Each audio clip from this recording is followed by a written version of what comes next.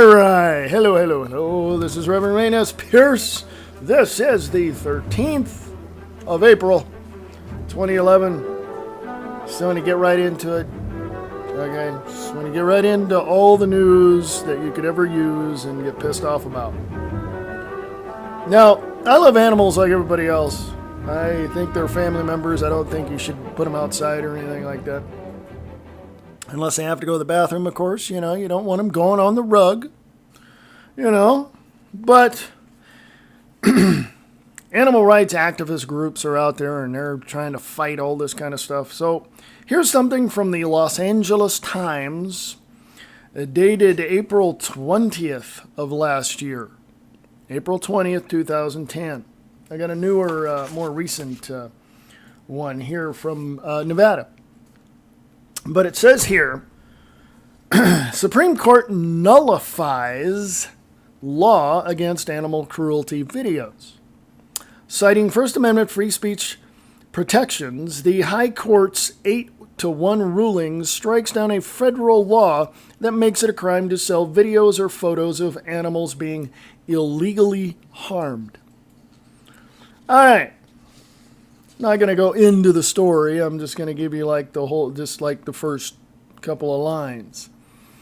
Dealing a setback to the animal rights movement, the Supreme Court on Tuesday struck down on a free speech grounds an anti-cruelty law that made it a federal crime to sell videos or photos of animals being illegally wounded, killed, or tortured. It marked the second time this year that the High Court wielded the First Amendment to toss out a law with popular support, meaning the animal rights groups and people who love animals don't have any rights. It's just the way it is.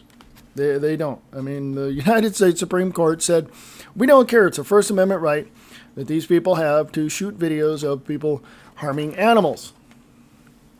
Okay. Then let's have open season on these people. You know what I'm saying? All right?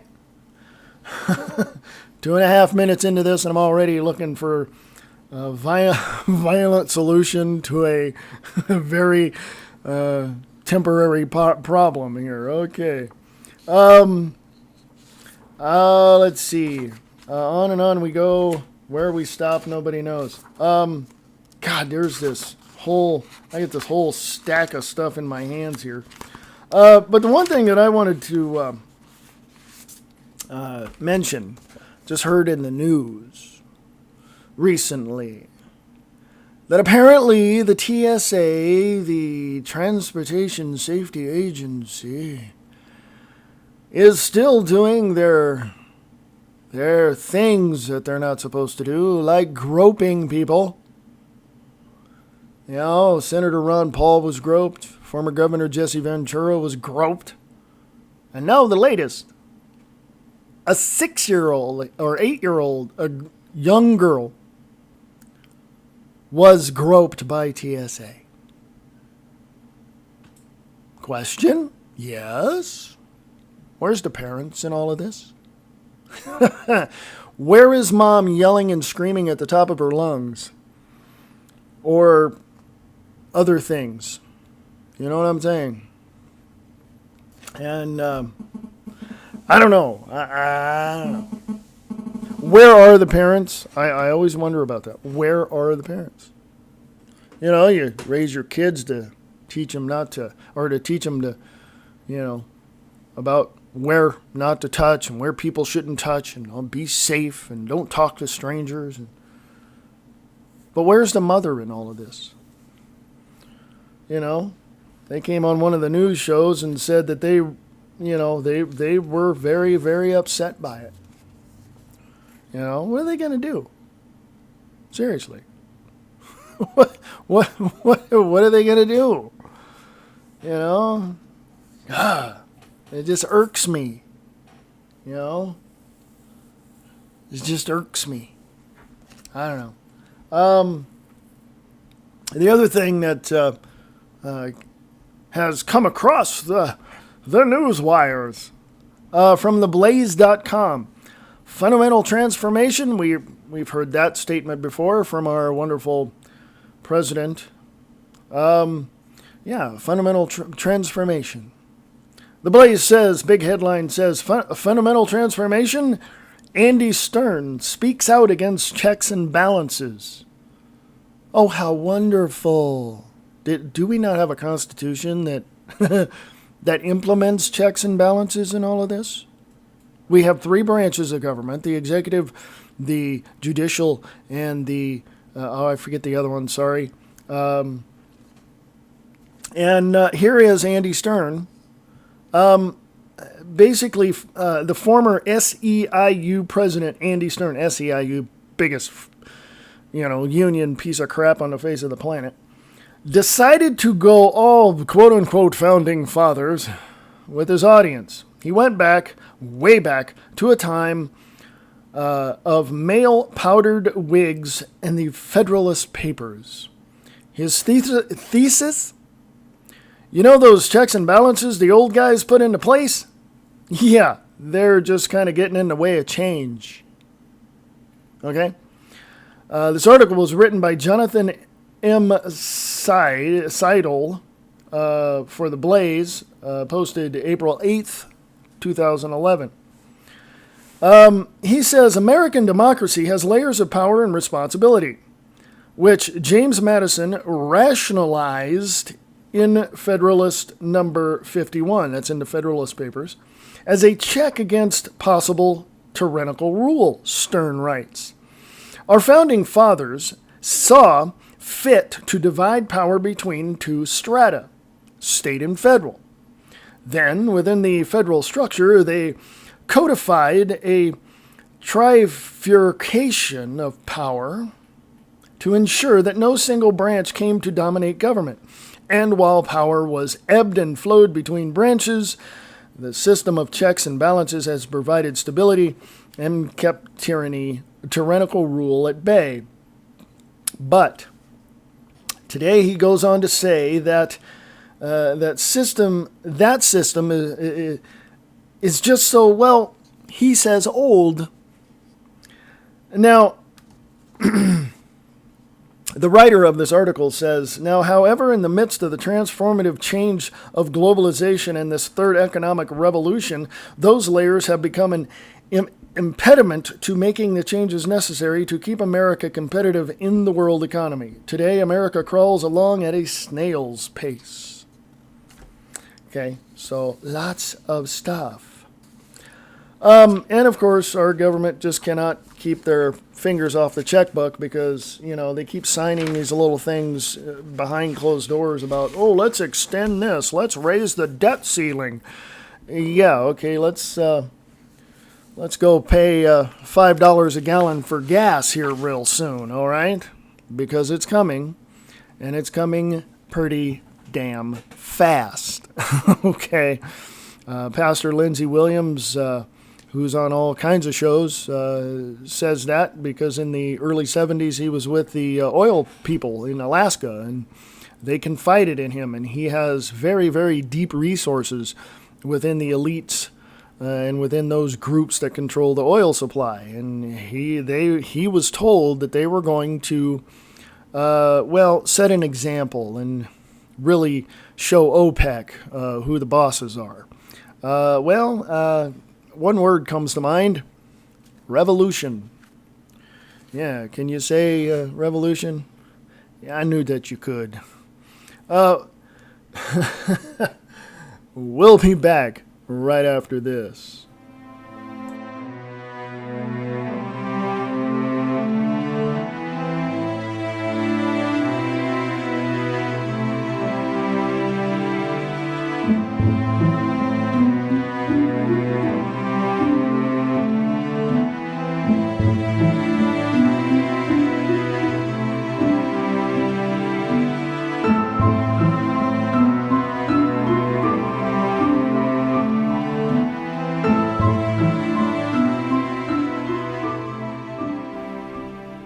Hey, I'm back.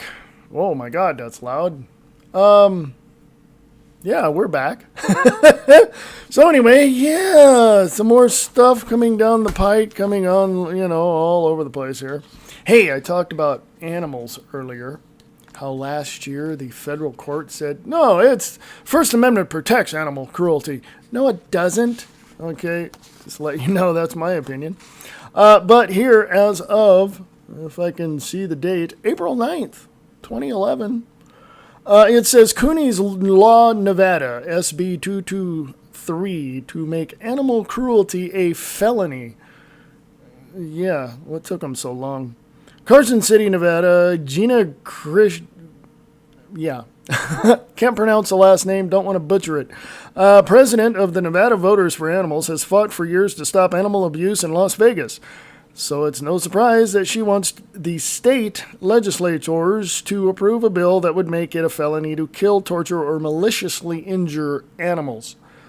What took them so long? Yeah, your animal, your pet, I don't care if it's a mouse. It's your family member, okay? You treat them like family. Anyway, oops. Anywho, there's going to be another voice here in a second. Hang on. Hello, it's Diana, Wayne's girlfriend. So I thought I'd put my 2 cents in on some things that he wants to talk about. Because, yeah, I have an opinion on pretty much everything he talks about. And I pretty much agree with everything he says. I can't say there's really much of anything that I hear he reads about that I think any differently on. You know, like the animal cruelty, why did it take so long? Because, yeah, people have been cruel to animals for a long time. And what I noticed, too, is like watching Animal Planet. Sometimes I used to watch Animal Cops and shows like that. And I would see, you know, some really severe animal cases. I mean, animals would be, like, killed, would be really badly emancipated. And, you know, I mean, they would just look really bad. And they would show the police going to court with these people. And I don't understand why the judge would only either give them a warning or tell them, oh, you can't have animals anymore. But they didn't give them jail time. I hardly ever saw any of these people ever get jail time. I mean, to see some of the cruelty. I mean, there was one where there was like a whole farm of animals. And it's like horses and cows and sheep. I mean, the whole farm. The animals were emancipated. They weren't being fed. Some of them were just sitting there. Some of them were even skeletons. I mean, it was just crazy. And they went to court. The police showed up with them. The animal cops and all of them were there. And the only thing the guy got was a slap on the wrist saying, oh, you just can't have animals anymore. Well, how is that going to stop him from like going to another country or going to another state and just doing it all over again? Which is probably what he probably did. So yeah, it's just this animal cruelty. They really need to really bog down on it because animals are just like children. You know, it's like, you know, it's our responsibility. I mean, they can do that on some things like feeding and stuff, but I mean, they don't get, you know, going through garbage cans and going, you know, drinking out of streams. That's not a way for an animal to live. I mean, we are the ones that should give them the nutritious foods, the love. I mean, they need to get the love, the attention, you know, fresh water and things like that. And I think that's our responsibility too. So that's my take on that one. And what else? You got a couple of things there. It's okay. I think they can hear that. Oh, yeah, they can. See, look, I'm... Oh, cool. Yeah, what did I do with the other list of things I wanted to talk about?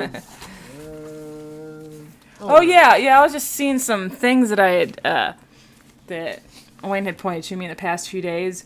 The ridiculousness of things that are going on. Like, there was this one here where a man was arrested in a paper towel dispute at a MARTA station. And there was another one where a drunkard was arrested for barking at a police dog. I mean, I don't know. It's just the situations when people do things, it's hard to say, you know, is that the right way they should be doing it or the wrong way of doing it? You know, it's like, it's our responsibility. And I don't know, sometimes we step outside the line or sometimes we don't and we do things the right way and, you know, we're yelled at for it. So, yeah, so basically this one was the one here about the man in the paper towel dispute. He grabbed some paper towels from a maintenance cart at a rail station in Atlanta and used them to blow his nose, and I guess he ended up in jail because one thing led to another, and, you know, I guess Murphy is the man. He tried to leave, Instead, he picked up a police phone and he complained about being assaulted. Yeah, I guess they came up and said something to him, and he didn't like what they were saying, so he just got upset. Then the cops got upset. He got more upset, and the cops got even more upset, and just one thing led to another. When it was just a little situation about a man borrowing a couple of pieces of toilet paper towels just to blow his nose. And I don't know, things just get so out of hand. I mean, I don't know, in a situation like that, I really don't see why that got blown up the way it did. But, yeah, that one was a little much. You heard that one, right? Yeah. Yeah, that was a little crazy. And then the one about the drunkard arrested for barking at a police dog. I mean, yeah, that one was a little silly, because I think that, the police dog, there's a sign on the side of the police car that says, do not, bother the dog. You're not supposed to say anything to the dogs, because those dogs are trained to react in certain situations, and if you go up and you start harassing the dog, then you can cause a problem that way. So I don't think that person should have been barking at a police. I mean, you're not in that situation. I mean, sometimes we see a dog when we go down the street and they bark and we start barking, but I mean, this was a police dog. So yeah, he got arrested. So, yeah, you read about that one too. Oh, yeah. Yeah. And then there was the big thing I wanted to talk about, which actually I wanted to talk about this almost probably in a whole section in itself. There was one here I read about Facebook, and social websites and how much they're being hacked into by people. And, it's, like the dating sites and all these Facebook sites and people, especially Facebook, I know, is because I do have a Facebook account. But, some people, if you read other people's, their daily messages and all the little things they say, a lot of people actually put when they wake up, what they're doing at that moment in time, where they're going to go, what time they're going to come back. I mean, they just go so into everything they're saying, and they think, oh, this is technology. This is great. My family knows where I'm at. So does a criminal. And so does people who may be tracking you or your children or anything. And I just think this day and age, technology is great. I have no problem with technology. But some of our technology is just a little too much. I mean, it's just, you would think years ago, oh, it's great to have, like, what do you call those things they put in the cars to, like OnStar and things like that. You thought years ago, oh, that'd be great. But now, it's not that those things are 100% bad. It's just people are using them for the wrong way. I mean, there are people out there who can track you. There are people out there on satellites. They could probably listen into every single conversation you have on a cell phone, every single text that you make, because that's all in the airways. And, and everyone's connected to a provider. So there's always ways to tag into things like that. So I think on another conversation we have, I'd like to get more into depth on that, because I think, we're getting a little too, I don't know, years ago, people would go out, oh, I'll meet up with you, and nobody knew what was going on. And I don't know, I think that was part of the mystery. To say that, hey, I'm going to be gone for a few hours, I'll be back, but now there's no mystery. It's like, oh, you're going to the bathroom. Okay, yeah, okay, now you're going to lunch. Oh, you're getting in your car. I mean, there are people that do that. Precision, they tell every little thing they do. And I've been on Facebooks, and I've been on Facebook, and I've seen other people's pages, and there are people who track every little thing they do like that. And there's cell phones that, I don't know, that network thing where you can actually dot exactly where you're at any given moment, because there's like this, and all your friends can know where you are because they have that friends point thing. So it just, wherever somebody else is at, they have a map to where you are. And I don't know, I mean, people can hack into things like that, and just because you may have a really great friend, you think they're a really great friend, you can't always be 100% sure on some people. Because, I mean, your intentions may be good, but there's people out there that have a lot of friends, and you can't be 100%. So what was your take on that? I mean... Twitter. No, yeah, it's... I remember years ago as a teenager, you're like, hey man, there's a party over here. Let's go. And your folks didn't know about it. Your other friends didn't know about it. The popular people didn't know about it, whatever. Or you tried to crash the popular people's party. And so, no, only you and a little handful of people knew. Now you put it on Facebook, everybody knows about it, including your parents. So yeah, there's a mystery in the good old days. There's, all this little stuff. And I was talking to my mom a few years back. I said, yeah, I remember when I'd call my friends and either the phone would be busy or it would ring and ring and ring and ring and ring and ring and ring. And now we got voicemail and we got call forwarding and we got this and we got that and GPS and OnStar and this tracking system and that tracking system. And Progressive Insurance has a little tracker to try to do that as well. And there's no way to get around it. We become too dependent on Facebook and on technology and on this and on that. Oh, it's progress. It's technology. Yes, it's progress. Look back about 25, 30 years ago when the automakers were going, we're getting new robots to build our cars. And we just laid off 3,000 people. Okay, yeah. We've become too dependent on stuff. On technology, on, what we have. You know what I mean? So, and you're sitting there listening to this on a computer. Hello, you're probably on it, 10, 12 hours a day. Who knows? I don't know. But, we become too dependent. Everybody knows where we're at all times. It's scary. It's freaking scary. But anyway. That was Diana Nelson, by the way. We'll go into deeper issues as far as more stuff about Match.com and eHarmony and all that, which I think are a bunch of crap anyway. But anyway, that's my opinion. And, so if you have any questions, concerns, comments, or tell us you hate us, doesn't matter. Anything. We just want to hear from you. So you can... send an email to weareamerica1, that's We Are America with a number 1, at gmail.com, and just give your comments there or comment right there on the site. There should be a little thing underneath that says comments. Just make a comment, and we'll go from there. So thank you for listening, and thank you for tuning in. This is Wayne Pierce with Diana Nelson on Liberty and Freedom Network. Thank you very much. Have a great day.